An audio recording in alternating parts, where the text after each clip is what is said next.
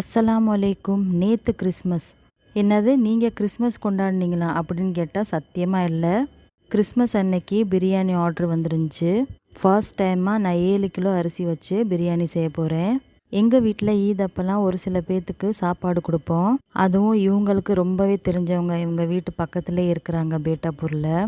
அதனால் ரொம்ப பழக்கம் எங்களுக்கு. அவங்களுக்கு இன்றைக்கி கிறிஸ்மஸ் செலிப்ரேஷன் பண்ணுறாங்க. எப்படியாச்சும் எங்களுக்கு பிரியாணி செஞ்சு கொடுங்க, நீங்கள் செய்கிற பிரியாணி எங்களுக்கு ரொம்ப ரொம்ப பிடிக்கும்னு சொன்னாங்க. சரி, பேச்சை தட்ட முடியலை, சரின்னு சொல்லிட்டேன். அவங்க தங்கச்சிக்கு நிச்சயத்தப்பவும் நான் தான் செஞ்சு கொடுத்தேன். ரொம்பவே நல்லா இருந்துச்சுன்னு சொன்னாங்க. இந்த தவணையும் கிறிஸ்மஸ்க்கு அவங்க ரிலேட்டிவ்ஸ் எல்லாம் கூப்பிட்றாங்கன்னு சொல்லிட்டு ஒரு 7 கிலோ வரைக்கும் என்னை செய்ய சொல்லியிருந்தாங்க.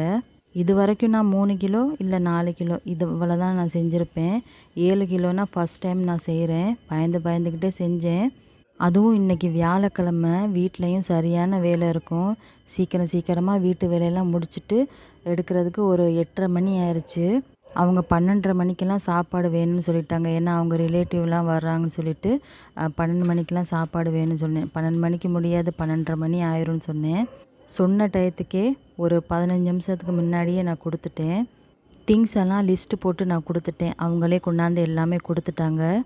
எனக்குமே ஒரு புது அனுபவமாக இருந்துச்சு. பரவாயில்லையே, 7 கிலோ வரைக்கும் நான் செய்ய முடியுமா என்னன்னு தெரியலன்னு சொல்லிட்டு ஆரம்பித்தேன். பிஸ்மில்லான்னு சொல்லிட்டு ஆரம்பித்தேன். மாஷா அல்லாஹ், ரொம்பவே நல்லா இருந்துச்சு பிரியாணி. எல்லாருமே புகழ்ந்தாங்க என்னைய. இவங்களுமே கொஞ்சம் ரொம்பவே ஹெல்ப் பண்ணாங்க. இந்த பிரியாணி செஞ்ச வீடியோ இன்னொரு வீடியோவில் லாங் வீடியோவாக நான் போடுறேன். மத்தியானம் சாப்பாட்டுக்கு அங்கே தான் கூப்பிட்ருந்தாங்க. எல்லாருமே ஃப்ரெஷ் அப் ஆகிட்டு அங்கே கிளம்பி போயிட்டோம். அங்கே போனால் யார் இவங்க தானே பிரியாணி செஞ்சது, ரொம்பவே டேஸ்ட்டாக இருந்துச்சுன்னு எல்லாமே புகழ்ந்தாங்க. அவங்க சொன்ன அந்த ஒரு வார்த்தையை கேட்டோன்னே ரொம்ப சந்தோஷமாக இருந்துச்சு. பிரியாணி செஞ்ச அலுப்பே தெரியலை.